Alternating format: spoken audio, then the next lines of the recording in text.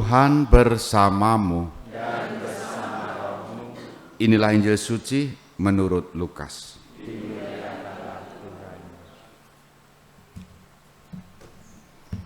Sekali peristiwa, Yesus berbicara kepada orang banyak yang mengerumuni dia. Angkatan ini adalah angkatan yang jahat.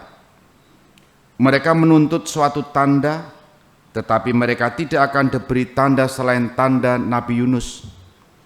Sebab, sebagaimana Yunus menjadi tanda bagi orang-orang Niniwe, demikianlah pula Anak Manusia akan menjadi tanda bagi angkatan ini. Pada waktu penghakiman, Ratu dari Selatan akan bangkit bersama orang dari angkatan ini dan akan menghukum mereka. Sebab Ratu ini datang dari ujung bumi untuk mendengarkan hikmat Salomo, dan sungguh yang ada di sini lebih daripada Salomo.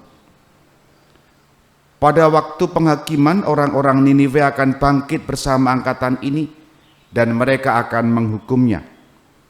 Sebab orang-orang Niniwe itu bertobat waktu mereka mendengarkan pemberitaan Yunus, dan sungguh yang ada di sini lebih daripada Yunus. Demikianlah sabda Tuhan. Terpujilah Kristus. Saudari-saudara, selamat pagi berkah dalam. Puasa kita berapa hari? Pantang puasa kita, prapaskah kita 40 hari. Dan angka 40 hari itu muncul dalam bacaan pertama. Yunus memberitakan pertobatan untuk orang-orang Niniwe selama 40 hari. Apa yang terjadi? Mereka mengadakan laku tobat secara konkret.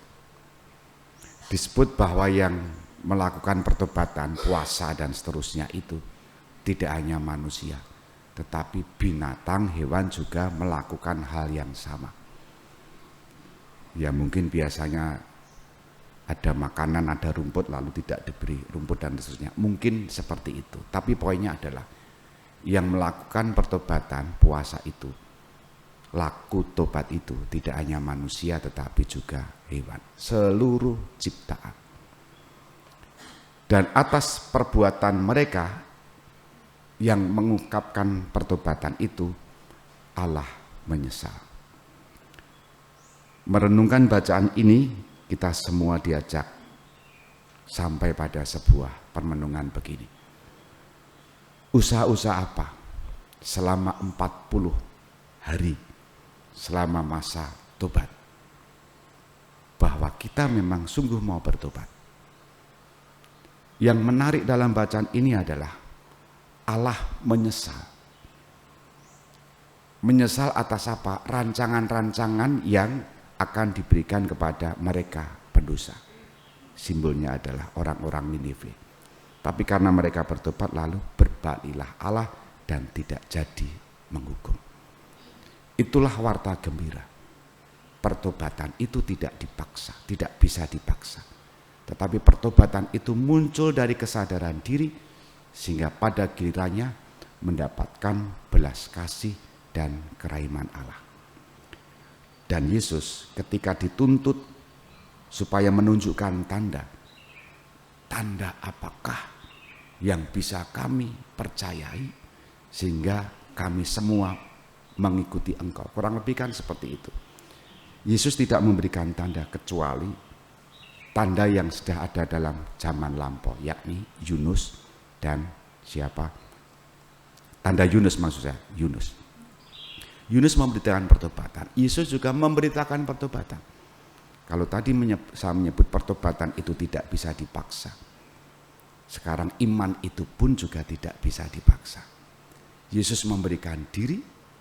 Ketika banyak orang menuntut tanda apa supaya orang bisa dipercaya, Yesus tidak memberikan tanda. Karena iman adalah jawaban pribadi dan bukan pemaksaan. Simpulannya adalah pertobatan dan iman adalah jawaban pribadi, tidak dipaksa. Hanya Pandanglah Allah yang selalu memiliki belas kasih bagi siapapun yang ingin bertobat, bagi siapapun yang memiliki iman atas Allah yang marahin.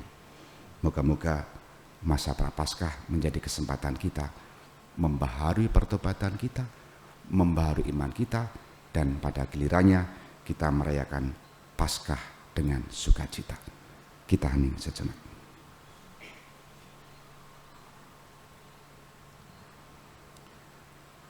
Dimuliakanlah Yesus yang dulu hidup, sekarang dan selama-lamanya. Amin.